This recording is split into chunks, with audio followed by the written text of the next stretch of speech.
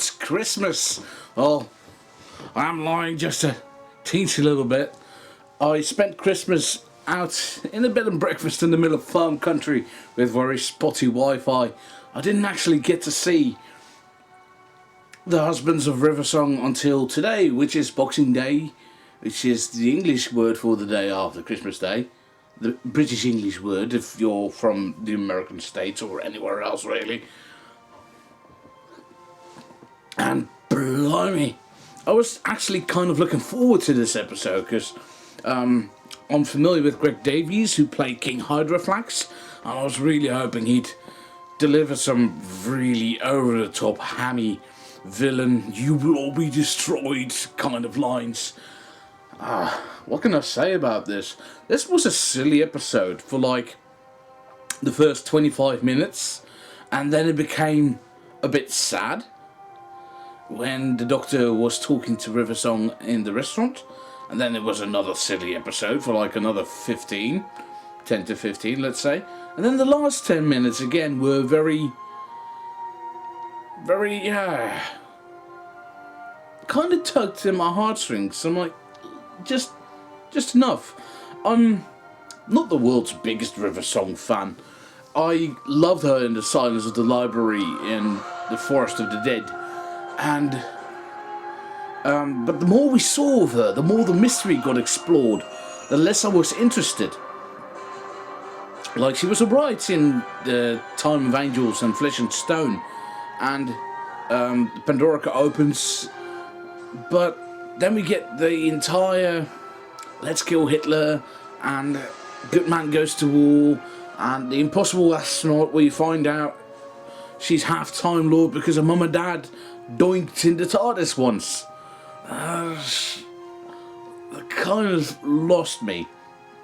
Her last appearance, that was in series 7, In the Name of the Doctor, I quite liked again, despite having niggles, but you're allowed to have niggles. It felt like the Doctor hates goodbyes, and I thought that was an apt description and a good reason why he doesn't go visit every companion he's ever had. Like, hello, haven't seen you in about 2 months or 3 phases ago.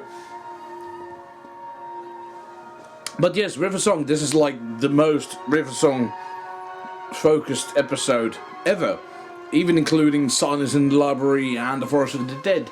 And I'm quite alright with that, because she bounces from the independent archaeologist to the murderous crazy person to a thief to a swindler to everything. And she just goes all over the place. Like, every little box gets ticked at one point. Like, this is who Riversong is. And even though she was a bit thick, in my opinion, because the Doctor literally holds up a sign at one point, and by literally I mean not literally, it's exaggerating slightly. I am the Doctor! Pay attention to me, Time Lord, 2 hearts! But no, she doesn't pick up until the very last moment. And that bothered me just a bit. But it made the revelation of you can't expect the sun and the stars to love you back. It made that all the more sweet. And not like sweet as in, oh, that was sweet, but sweet as in, that was brilliant, that was good. That was some pretty clever writing majiggery. So, the entire King Hydroflax thing, Greg Davies was alright. I just expected him to shout a bit more and get a little bit more madness in there, but woefully underemployed in my opinion. Matt Lucas was alright. He was just the same kind of Matt Lucas type of character you'd expect Matt Lucas to play. And like I said, the silly bits were silly, but the discussion about the diary, that was good. I was like solid. And as soon as the Doctor started doing the restaurant bit at the end, I was like, oh right, so this is it. This is the last time he sees Riversong. And I know there's supposed to be a mini episode where Matt Smith does that, and he exchanges knowing looks with another one of his past selves. But Peter Capaldi just with his little speech, like, whenever you need it, there is a song in the Motherlands, but he implies it's a river song.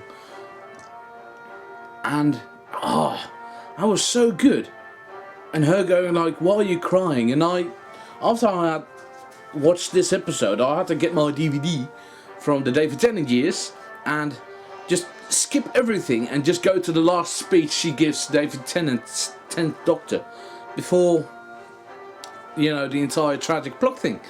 And it's like ad verbatim, identical to what happens there. And I read online that this was supposed to have been Stephen Moffat's swan song, his last episode he'd write, but then he decided to tack on another series at the end. That would have been so, I don't want to say perfect, but that would have been a very good conclusion from his start as his tenure as to his finish. I think, like I said, not River Song's biggest fan, but this episode, her character-wise, I loved it. You can put this right next to The Forest of the Dead, in my opinion. And maybe a couple of other ones. The Name of the Doctor, I liked her in that one. Yeah. But I think now, definitely now, I thought it before, but definitely now, her story's done. If we go back now to River Song, I don't think it's going to cast any more new light on it. It's not going to give us anything we don't know. And the Doctor said goodbye 3 times now. In 3 different incarnations. Oh, and how brilliant was that little wallop bit? This is Damsel, and then flip, flip, flip, flip, flip, flip, all the Doctor's faces. Oh, I just had to get that out there. This is probably the most continuity-heavy Christmas episode, I think. But this is probably my favourite Christmas episode of Doctor Who. Last year's was alright, but I didn't quite like all the dream aspect. Like, there were too many fake outs. And A Christmas Carol was alright, but I don't have the love for it as a lot of other people do. But now begins the eternal wait for Series 10. It's got to be painful, isn't it?